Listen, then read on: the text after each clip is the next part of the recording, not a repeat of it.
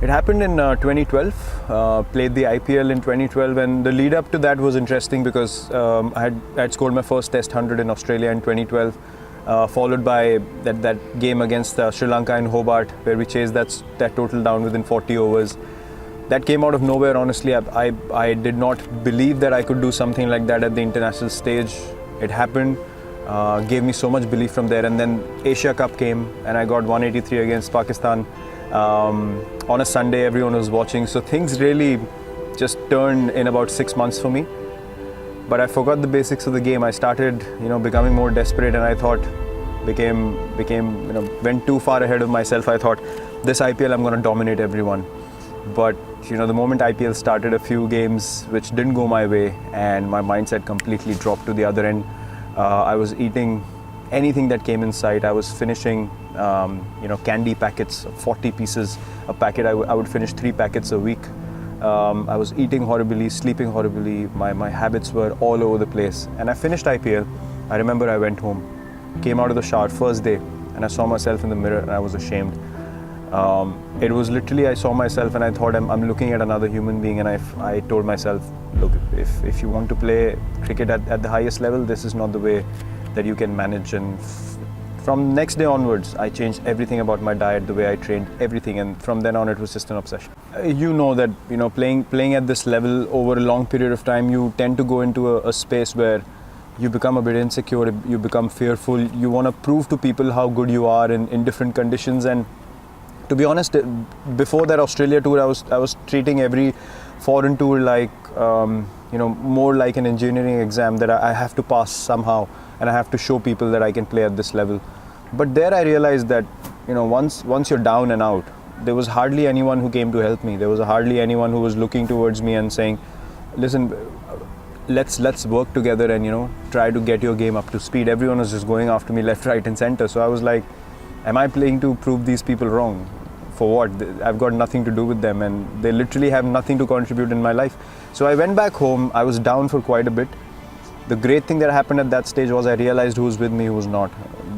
Things were filtered to an extent that I just got so relaxed when I went back home. I was like, okay, I've hit rock bottom now. No one believes in me. Everyone thinks I should not be playing Test cricket. So what can I do? I can just work as hard as I can. Went into a bubble. I went to Bombay as well. I called Sachin Tendulkar. I asked for his help. I said, see, I want to get my game right. I want to understand what it's like to score runs at this level. My mindset was simple. I went back home. I told myself, listen, you can't play Test cricket to show people that you can play in England and play in Australia and not get out. And if you don't score, it's no point. You play this game to make your team win. So my mindset was, I'm going to go to Australia, and how am I going to score runs against these guys? I wasn't going out there to survive. And from the time I got back home till the Australia tour, I promise you, I was visualizing every day when I was working out in the gym that I'm hitting Mitchell Johnson, I'm hitting these guys all over the park. And those things came to life eventually because I convinced myself to an extent. When I went there, I was absolutely fearless and things just started flowing. So are you born with this confidence, or do you earn this confidence along the journey? That's who I am. To be very honest, that's who I've always been. The background of my journey is not many people know about the background of my journey. I've been speaking to and consulting with the same coach since I was 8 years old, since I stepped foot into my cricket academy, which I learnt everything from. My coach Rajkumar Sharma, I still speak to him now, and I was speaking to him a couple of days back. And your perspective in life changes every now and then. As I said, with fame, with money and with success, there are too many people who become close to you, and you tend to sort of forget from the core of your heart who you really are. But this is the guy I've always been. And the beautiful thing about my journey from a young age group has been that I was part of an academy where no one was talking about that academy or that club. So for me, the only way up was, if someone's getting 100, I have to get 200.